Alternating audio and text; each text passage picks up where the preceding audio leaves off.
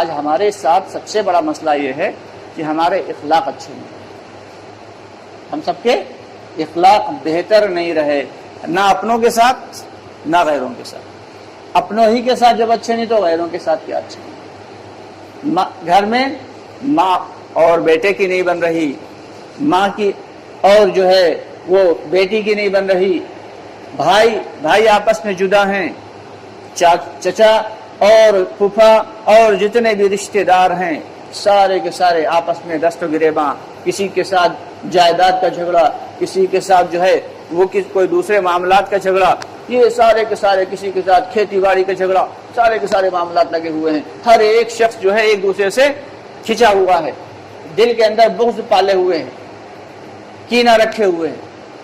یہ ساری کی ساری وجوہات ہیں کہ ہمارے اندر سے ایمان کی جو حقیقت تھی اور ایمان کی جو جان تھی وہ نکلتی چلی گئی۔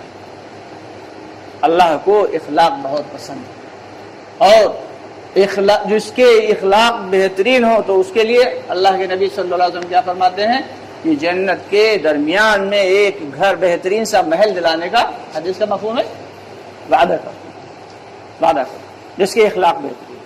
اخلاق کا بہترین ہونا یہ نہیں ہے کہ جو ملا اسی کی کہی، یہ ملے تو ہاں ان کی تعریفیں ماشاءاللہ آپ تو بہت اچھے، اور ہم ملے تو ہماری تعریفیں ارے کیا کہنے، اور تیسرا شخص ملا تو اس کی تعریفیں نہیں، یہ اخلاق نہیں ہے، بلکہ دل کا معاملہ ہونا چاہیے، دل کے یقین کے ساتھ کہ جو ملا اس کے ساتھ خوش دلی کے ساتھ، اور یہی نہیں کہ اگر اس کے اندر کوئی غلطی دیکھی تو اس کو پیار سے سمجھا بھی دیا جائے، امر بالمعروف اور نہی عن المنکر کا حکم بھی کیا جائے، یعنی کہ بیٹا نماز نہیں پڑھ رہا ہے، ارے ٹھیک ہے کوئی بات نہیں، ارے بچہ ہے، یہ اخلاق نہیں ہے۔ باقاعدہ اس کے اوپر اسے سمجھانا ہے، پیار محبت سے ترغیب دینا ہے، اور یہاں تک معاملہ ہے کہ ضرورت پڑے تو اسے مارنا بھی۔ نماز کا حکم بہت اہم، لیکن افسوس کہ نماز جو ہے وہ ہماری زندگی سے نکلتی چلی گئی، اور اللہ کے یہاں سب سے پہلے جو سوالات ہوں گے وہ کس کے متعلق ہوں گے؟ نماز کے متعلق ہوں گے۔ جس کی نماز اچھی ہوگی اس کے باقی کے اعمال قبول کر لیے جائیں گے، حج صدقہ زکوٰۃ سب۔ جس کی نماز اچھی نہیں ہوگی اس کے باقی اعمال بھی رد کر دیے جائیں گے، حدیث سے مفہوم ہے۔ تو ہماری نماز کیسی ہونا چاہیے کہ ہم نماز کو سیکھ کے پڑھ رہے ہوں، ایسی نماز جو جیسی ہم سب کے آقا نامدار محمد صلی اللہ علیہ وسلم نے سکھائی، اور ایسی نماز جیسی صحابہ کرام رضی اللہ تعالیٰ عنہم اجمعین نے سیکھی، کہ حضرت ہم سب کے آقا نامدار صلی اللہ علیہ وسلم نے حضرت جبریل علیہ السلام سے نماز کو سیکھا، تقریباً 1 ہفتہ لگا۔ حضرت عمر رضی اللہ عنہ فرماتے ہیں کہ میں نے اللہ کے نبی صلی اللہ علیہ وسلم سے 1 مہینے میں نماز کو سیکھا۔ صحابہ ایک صحابی آئے، آپ صلی اللہ علیہ وسلم تشریف فرمائے، انہوں نے آئے نماز پڑھی، آپ نے فرمایا تم نے نماز نہیں پڑھی، نماز پڑھو۔ یہ نہیں کہا تم نے نماز صحیح نہیں پڑھی، کہا تم نے نماز ہی نہیں پڑھی۔ اب انہوں نے پھر سے نماز پڑھی تو آپ نے فرمایا تم نے نماز نہیں پڑھی، نماز پڑھو۔ اور انہوں نے پھر سے نماز پڑھی، یہاں تک 3 مرتبہ پڑھی، 4تھی مرتبہ کہنے لگے یا رسول اللہ صلی اللہ علیہ وسلم اس سے بہتر نماز میں نہیں پڑھ سکتا، آپ مجھے نماز سکھا دیجیے۔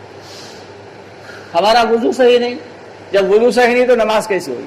جنت کی کنجی نماز، اور نماز کی کنجی وضو۔ اگر وضو اچھا تو نماز اچھی، نماز قبول تو جنت میں جانا طے، پکی بات۔ لیکن ایمان کے یقین کے ساتھ اگر پڑھی گئی، سیکھ کے پڑھی گئی، کہ جو بچپن میں ہم نے سیکھی تھی، عام طور سے آپ لوگوں نے دیکھا ہوگا ایک غلطی نہیں، بہت ساری غلطیاں جو کہ نوٹ بھی کی ہوئیں گی، کہ بہت سارے ہمارے بھائی ایسا سجدہ کرتے ہیں کہ ناک سجدے میں نہیں لگتی، ناک سجدے میں نہیں لگتی۔ تو یہ کیا ہے؟ نماز کا ایک رکن چھوٹ رہا ہے، جس کی وجہ سے نماز قابل قبول نہیں ہے۔ جب رکوع سے سیدھے کھڑے ہوتے ہیں تو اس کو کہتے ہیں قومہ کرنا، اور قومہ میں سکون سے کھڑے ہونا ضروری ہے۔ ابھی رکوع سے سیدھے کھڑے بھی نہیں ہو پائے تھے، فوراً سجدے میں چلے گئے، تو کیا ہے؟ یہ یہ ایک واجب چھوٹ گیا اور اس واجب کے چھوٹنے کی وجہ سے نماز نہیں ہوگی۔ دونوں سجدوں کے درمیان سکون سے بیٹھنا یہ واجب ہے، اس کو جلسہ کہتے ہیں۔ جو شخص ایک سجدہ کیا اور فٹ سے وہیں سے پھر دوسرے سجدے میں چلا گیا تو اس کی نماز نہیں ہوگی۔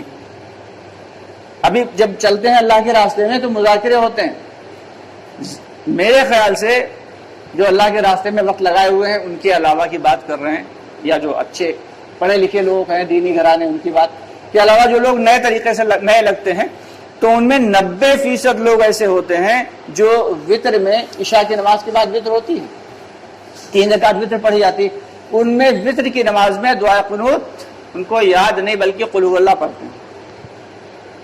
کیا پڑھتے ہیں بھائی؟ قل هو اللہ۔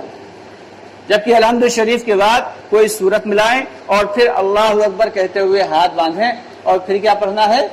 دعا قنوت پڑھنا ہے۔ اور وطر کی نماز واجب ہے، جیسے فرض کے بعد کا درجہ واجب ضروری ہے، نہیں پڑھے گا گنہگار۔ اور وطر کی نماز میں دعا قنوت کا پڑھنا واجب ہے۔